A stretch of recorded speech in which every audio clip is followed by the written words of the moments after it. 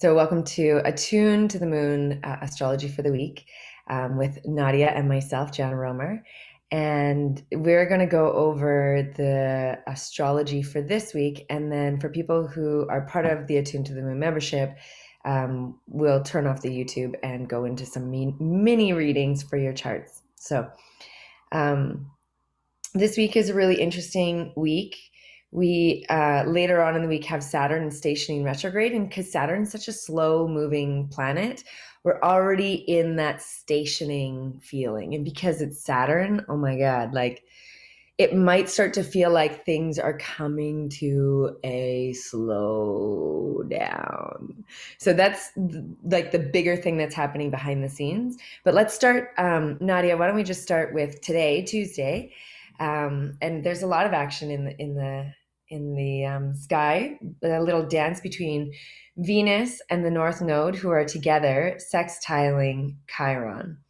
And this is always a really interesting one because when I looked at this one of the things that came up for me was, wow, it's how our karma turns into our dharma, our wounds, our Chiron, the things that we struggle with, the things that we suffer from, the wounds that we carry throughout our lives. And then it's coming into relationship with the North Node, which is like our path and our purpose. And even though we would typically think of our karma maybe over in like Saturn gets a lot of karma work. Jupiter even gets some karma work. I think that Chiron maybe isn't spoken as much to as a karmic planet or asteroid, but it's very much our karma if we're dealing with the things that are high. Like Chiron is a teacher, right? And so this Chiron placement, where a lot of times it's the wounded healer, it's also our pathway to growth and how we turn our wounds into wisdom. And then because it's dancing with the North Node, it's like those wounds that turn into wisdom become the place that we then help others from.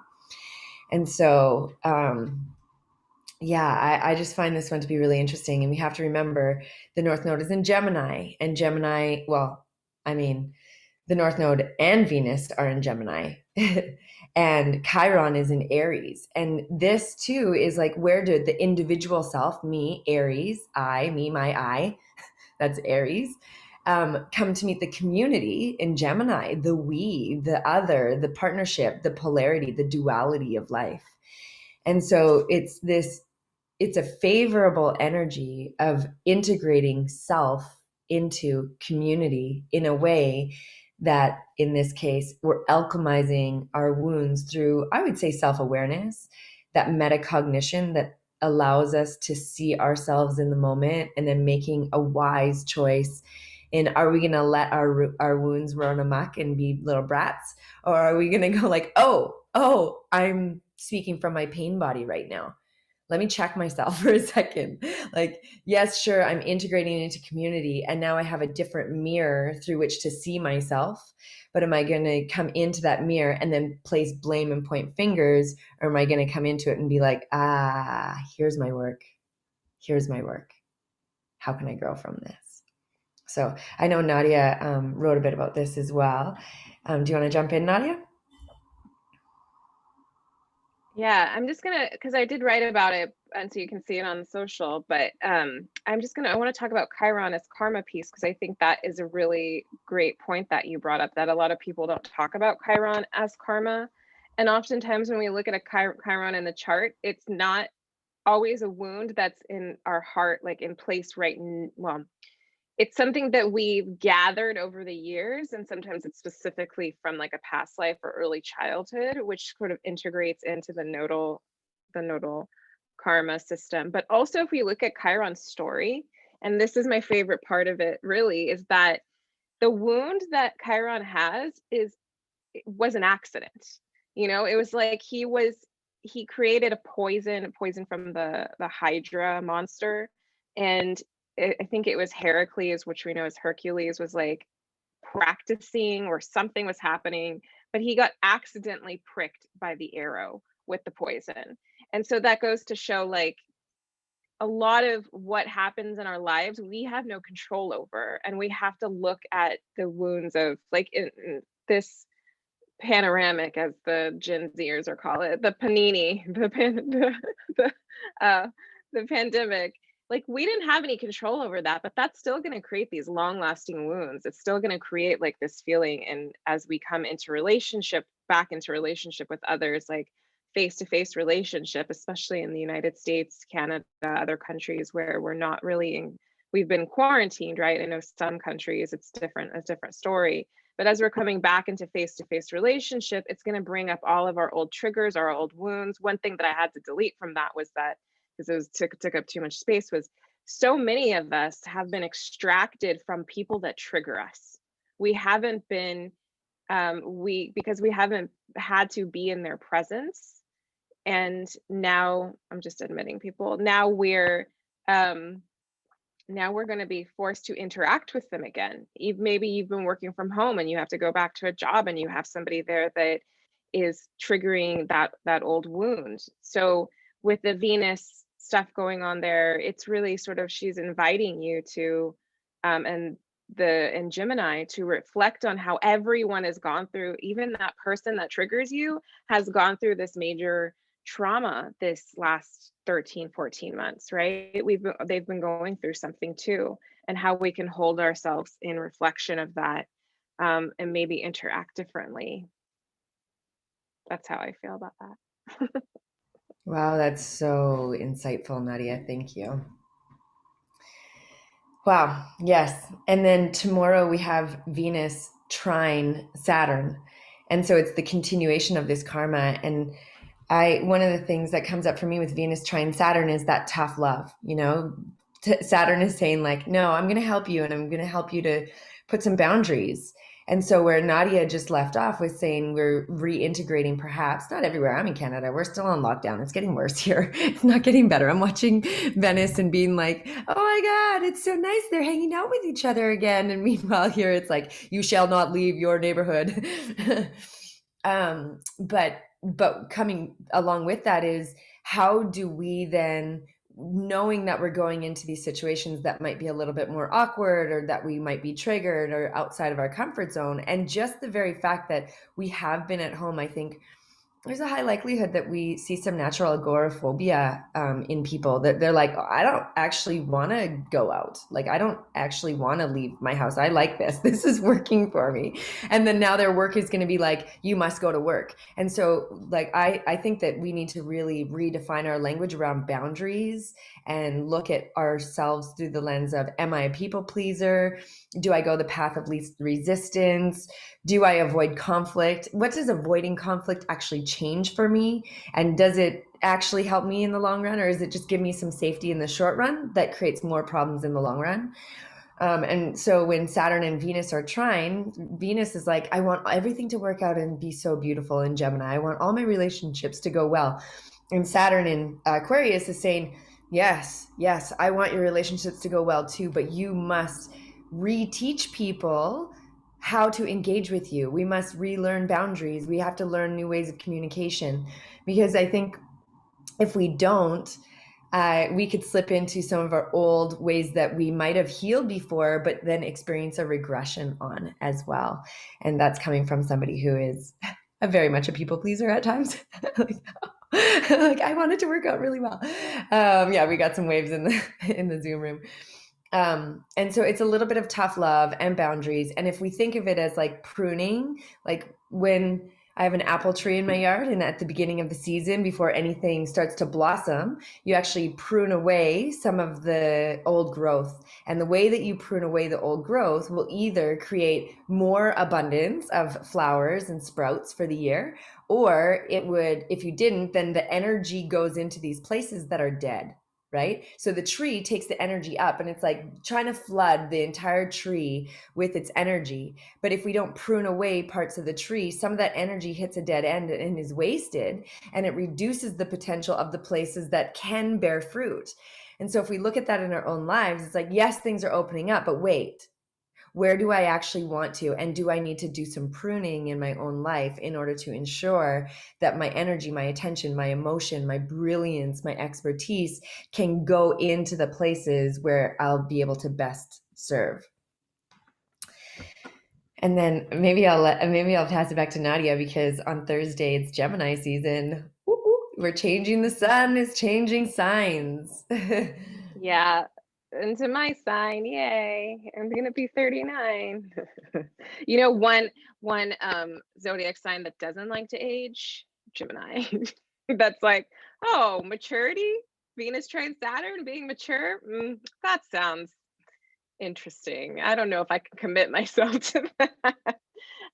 So Sun enters Gemini for those who aren't Geminis, and also for those who are Geminis.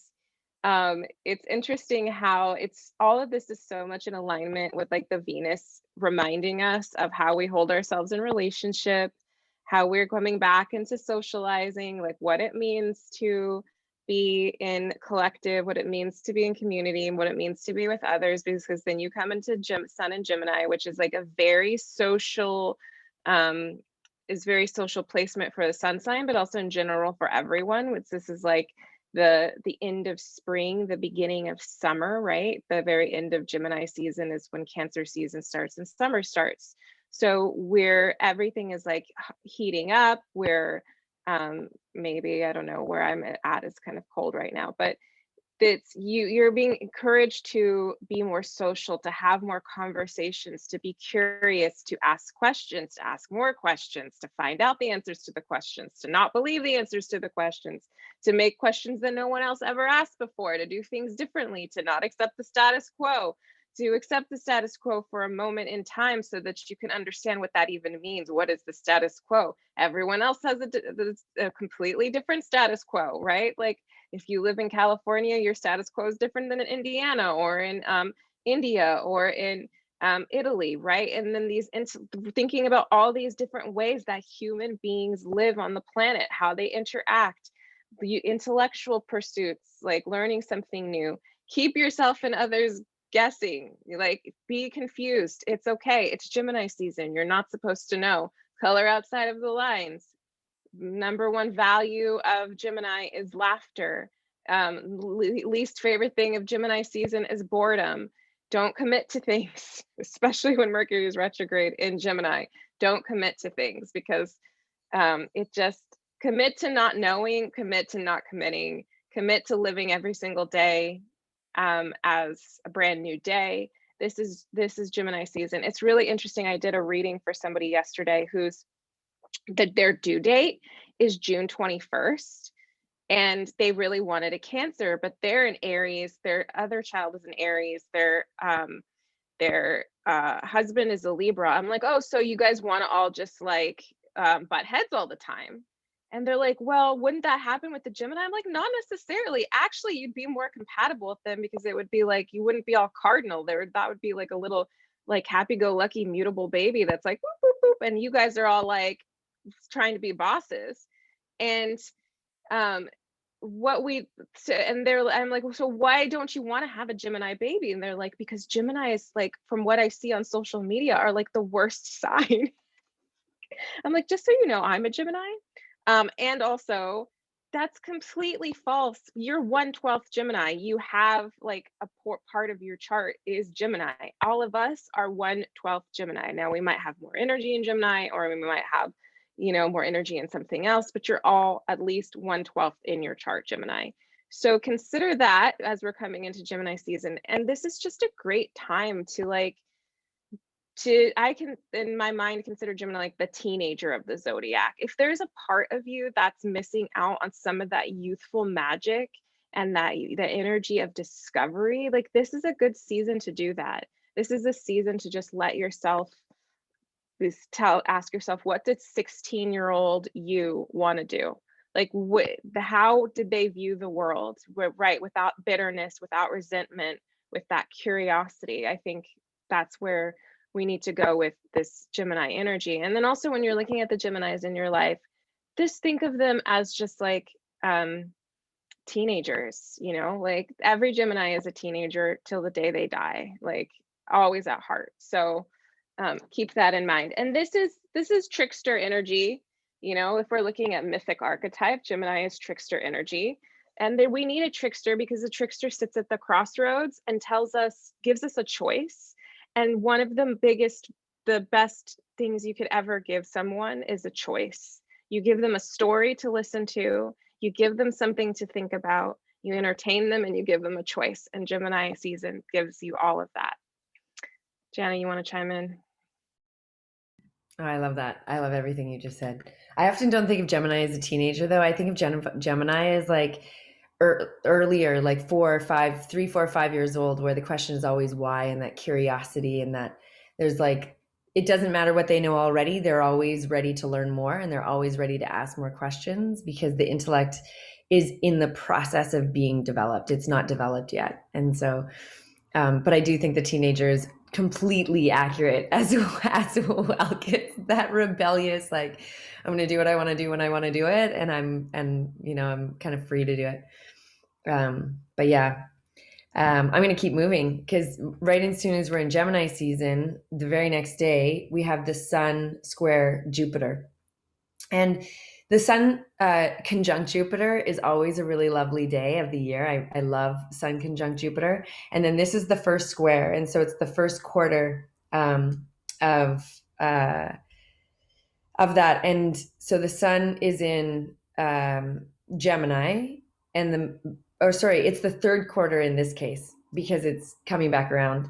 So Jupiter is, why am I mixing that up? Because it's the first quarter because the Sun moves faster. So it's the first quarter, and with Jupiter in Pisces and the Sun in Gemini, this is a square between our spiritual self. Pisces, Jupiter in Pisces is asking us to expand our etheric body, and Sun in Gemini is asking us to expand our intellectual body.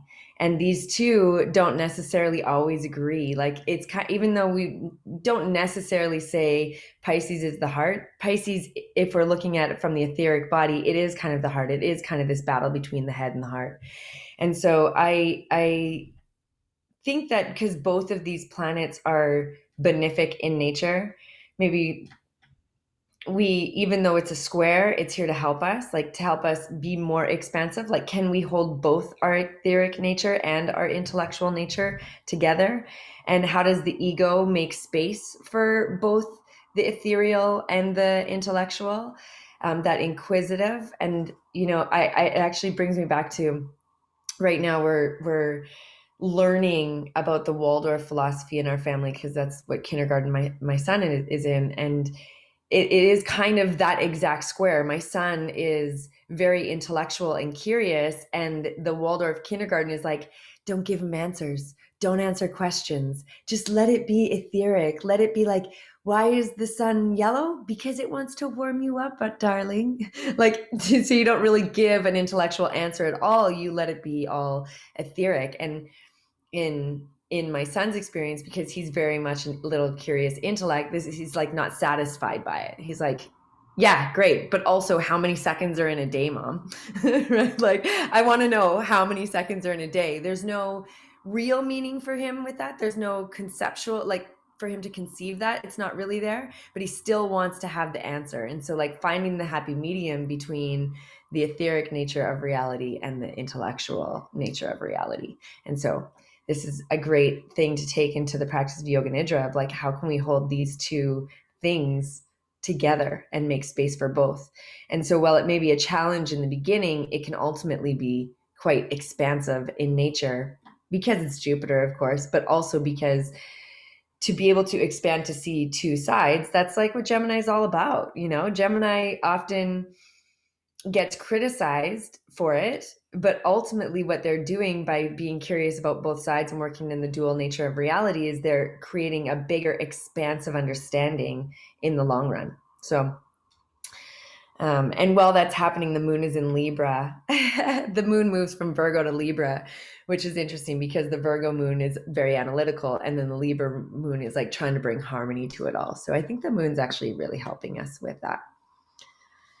And of course, Libra and Gemini are both air signs. So that means that it's in a trine, it's in favorable energy. So the moon, maybe our emotional body is trying to help us with that, or the intuition is coming in and saying, you can be etheric and intellectual at the same time. Watch how they fit together. It's a different language sharing the same thing. Can you see that, darling? So, and then Saturday, I'm going to bump it back to you. Mars square Neptune. Is it Mars or is it Mercury? Let me double check. It's totally Mercury. I'm sorry, it's Mercury. Oh, okay. Okay, cool. I do want to talk about Sun square Jupiter a little bit because it's so interesting to hear your like, you know, very etheric take on it, where I'm just like, this is like the padding your resume. To me, this is like fake it till you make it, pad your resume, lie your way to the top sort of thing. And how for a lot of us, this totally works. Like when I see this in a chart, I'm like, this person can, you're like, that's the person that says they know how to code and then they don't know, and then they like learn it in like a weekend, and then they show up and they know enough to get them trained to keep going in the job. You know, this is that Sun square Jupiter. It's like very confident, and it's also we lie, the truth, the lies that we tell that we believe that are our truths. And all of us, even if you're impeccable, you think you're impeccable, lie to others, but especially we lie to ourselves. And sometimes when we lie to ourselves, it's actually can be a good thing. I mean, let's think about the nature of an affirmation. It's not quite a lie, but it's not quite a truth yet. It's spacious, you know. It's like we're telling ourselves, I am this, but you're not really that yet. But yet you have that like ability inside of yourself to be that. So we have this sort of spaciousness that allows us to get there because we've told our subconscious mind that we can do it. That's to me is very Sun square Jupiter. So then this is also probably me like playing devil's advocate as a Gemini myself, with the Sun in Gemini square, very mutable, square Jupiter and Pisces, very mutable. If you can't handle your own nature of exaggeration and lying and like your inner illusions and delusions, if you're not true honest with yourself, then you can't be dishonest with other people. You kind of have to hold, does that make sense? You have to hold like a standard either way.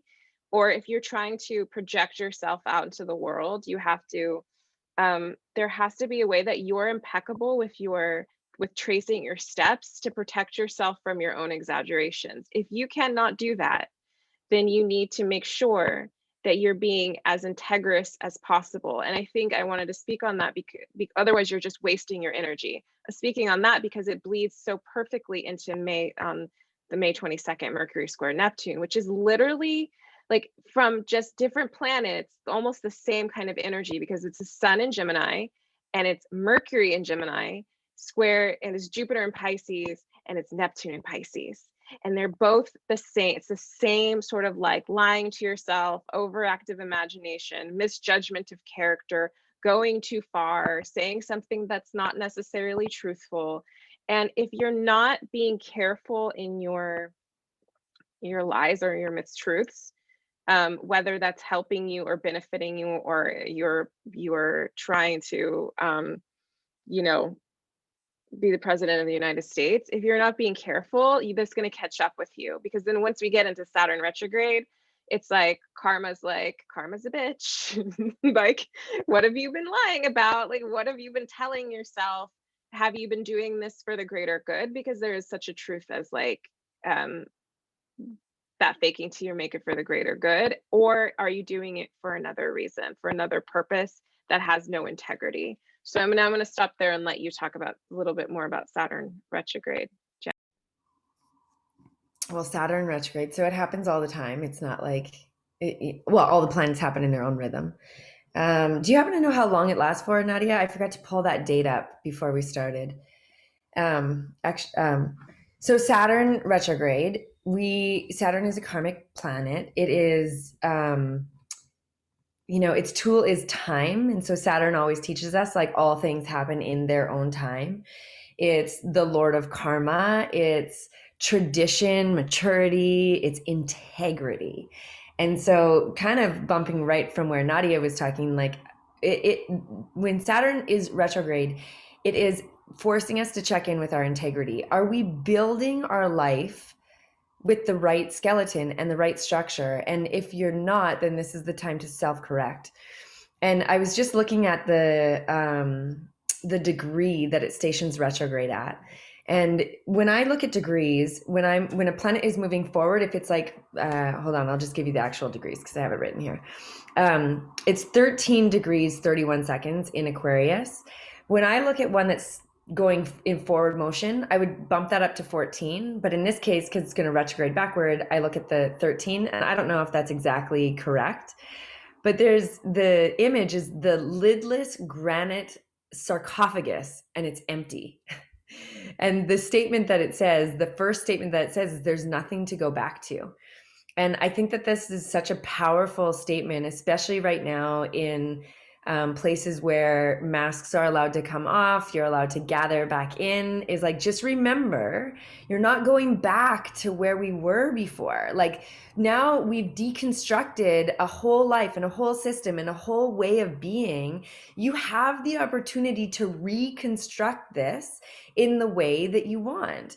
And so this check-in earlier of Venus trining Saturn and asking us to look at like our boundaries and how we want to hold ourselves in society and our relationships is actually really important work this year, like really important work this week to look at that. But also through the course of the Saturn retrograde, like you might get out there and like trip over yourself and fall first, like do a nose plant in the first little bit and realize, oh shit, like I thought this was a solid relationship and it's not a solid relationship.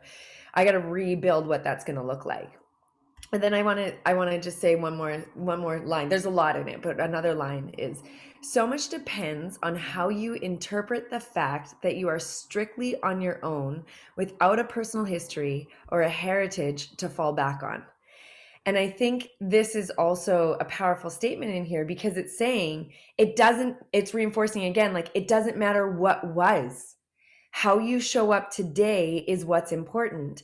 And this is a reminder to all of us that if you step back into the world and you expect the others to be in the same structure or hold the same position that they did previous, you're not actually going to see them. You're not actually going to see them. So as we go out, not only are we reconfiguring our own systemic structure and boundaries and how we operate through our lives, but we also have to make room to see that other people are also making those adjustments. And so we have to change the standard through which we relate. Do you understand what I'm saying? Like, it's actually I think it's going to create a lot of disorientation and confusion. And I think there's going to be a decent amount of stumbling. You guys have probably heard me speak to my worry, I guess, or my fear is that we're going to have some major social anxiety or social dysfunctions as we reopen up again. But ultimately, it's because we're allowed to recreate. So just watching that. And of course, Nadia, did you happen to get how long it is? It's usually like 3.5 months, isn't it? Yeah, I didn't look it up. Sorry. Okay. I actually have an app that makes it really quick. I was listening. I have an app that I can, it stations direct October 10th. So we've got some time. We've got May, June, July, August, September, October. Sorry, 5.5 months is what it typically is. So yeah, we've got some time with this. So I always like to include time when we're talking about Saturn because Saturn's tool is time.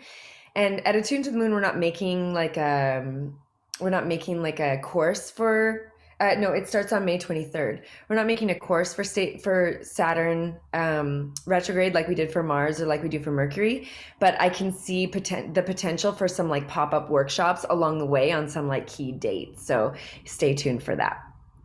Because I think the Saturn work is really important. Like Saturn work is always important, but I think this year, especially because Saturn has rearranged so much that it's really important work for us to be doing. And that Saturn square Uranus is like this big aspect this year. And Uranus is in Taurus.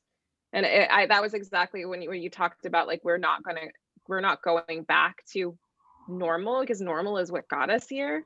You know, that we had, just like you said, Jana, like we can't go back into the world and just sort of go back into like meeting our friends for brunch, like acting as if everything is the same as before because it's not going to work. And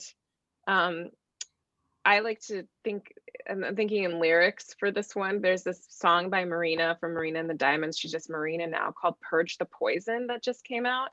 And it's basically from the voice of Mother Earth, talking about how we've screwed up. And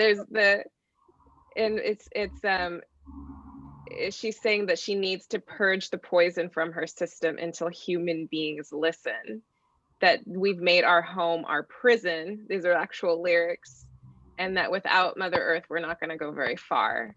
So like, this is like Mother Earth's way of saying, remember where you are. Like, literally the lyrics are, don't forget I am your home. So coming back to, I think when we go into Saturn retrograde, we can observe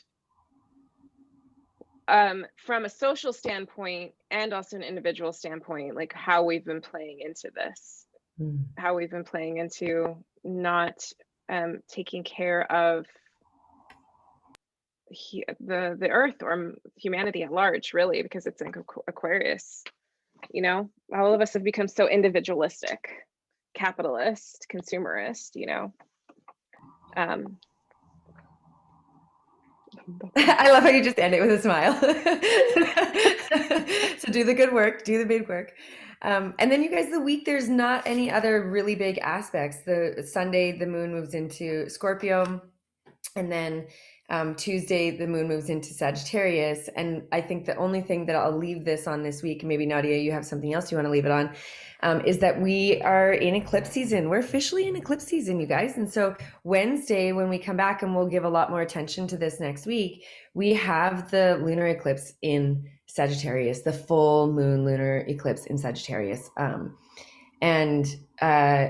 Nadia posted this up on hers, and then I jumped it over and put it in our stories at Attune to the Moon. But just remember, you're not doing ritual on the eclipses, you know. And one of our friends of Attune to the Moon, Beverly, down in Australia, she always talks about like gardening and planting with the moon, and she's like, don't plant seeds, don't do gardening, don't tend to your garden, let the garden be wild on those days. So it's like the moon itself, like an eclipse itself, is already so agitating. Like, it's already so maybe agitating isn't the right word, but it already has so much behind it that we don't need to add more, because sometimes we just need to surrender to the mystery and let the mystery take its turn. And I think that's where I'll leave it. Nadia, do you have any final words? Yeah, eclipses are really powerful. This is like where, I mean, I don't necessarily always believe in like white magic, dark magic kind of thing. But if you are doing magic ritual on an eclipse, you are going to get everything that you asked for. And more. That's your warning. That's your warning. There's no layers to it. And when we ask for something, we're often like, somebody's like, oh, I want to win the lottery. Well, then what happens when people win the lottery? All of a sudden, everyone wants money. All of a sudden, all these taxes. They don't know what to do with all this money. Their lives start going downhill because all of a sudden they got like millions of dollars, but maybe even $1 billion that they have no idea how to handle. That's what will happen with eclipse season. And unless you are a like 45-year plus magician, do not fuck with eclipses. Just leave them alone. Just observe. We can be observers, just observe. Be like, okay, This is my turn to sit back and receive and watch and pay attention and notice my triggers. And eclipses often bring triggers. So anyways, let's stop there though, because that'll be like the bulk of the conversation. And of course, we always have the full moon circles with Sasha. And so there's lots of opportunity for that. For anybody who's just catching this on YouTube, thanks for stopping by. If you want to come next week, we always do these live with a crew of people. Everybody's allowed to submit their chart and ask questions, and we do mini readings for the rest of the hour. So thank you for being here. Subscribe, like, share, the things we're supposed to say. Do all those. And thank you for being here.